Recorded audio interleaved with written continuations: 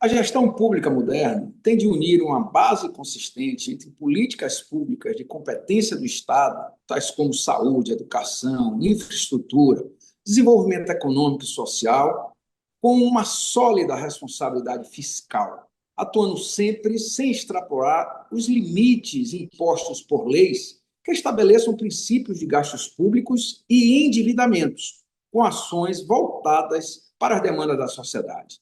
No Brasil, quando eu relatei e aprovamos uma lei que deu origem ao que buscávamos como um modelo que atendia às necessidades e desafios do Brasil, foi o que previa um teto de gasto. Nós substituímos essa lei por uma que previa o crescimento das despesas constitucionais obrigatórias e tornava impossível a realização de investimentos adicionais, muitos deles de caráter essencial, para essa possibilidade desses gastos sem que houvesse um limitador em cima de algumas políticas públicas essenciais.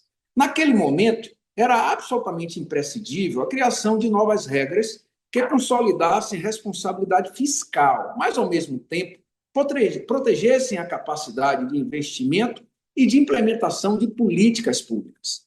O Parlamento brasileiro, ciente de sua responsabilidade, debateu propostas e chegamos a um regime fiscal que alicerça e sustenta princípios semelhantes, porém distintos. Estava claro que o crescimento de despesa pública deveria ter um limite, mas também tinha que ser flexível, suficientemente para refletir melhorias em nossa capacidade de arrecadação. Sem isso, nós correríamos o risco de inviabilizar o país e as políticas públicas. Assim, democraticamente, chegamos a uma lei mais moderna e atual que denominou-se arcabouço fiscal. Trata-se de uma metodologia mais racional que busca impedir ciclos de expansão insustentável do gasto público e, ao mesmo tempo, garante a previsibilidade no aumento de recursos para investimentos. A meta de resultado primário também passou a ter uma banda de tolerância, permitindo ajustes conforme o desempenho da receita. Ou seja, se a receita cresce, as despesas também crescem, porém até 70%, deixando 30% restante para o abatimento da dívida pública, como se fosse uma poupança fiscal. Apenas 2 anos depois, começamos a ver o resultado desse esforço. A possibilidade de recompor parte do investimento público, antes comprimido pelo teto, foi um dos efeitos mais visíveis. A combinação entre limite de despesa e metas fiscais cria condições mais realistas para programar políticas públicas de saúde, educação, infraestrutura, etc. Isso significa gastar bem, com critério, com metas claras e supervisão permanente.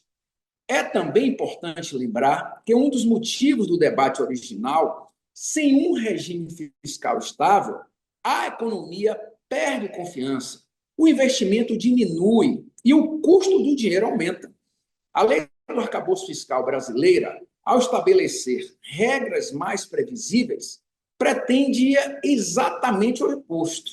Com ele, damos maior segurança ao planejamento do setor público e, com isso, melhoramos as condições para que o setor privado também se alicerce em bases sólidas. O poder público não pode e não deve exercer o papel de gastador ilimitado e irresponsável, ao ponto de que suas finanças, que já sempre haverá espaço para as despesas nas diversas áreas de atuação das políticas públicas, porém, o desvio e a não observância de regras que limitem os excessos acaba tornando-se o pior inimigo dos benefícios gerados por elas próprias, diante das consequências da irresponsabilidade fiscal.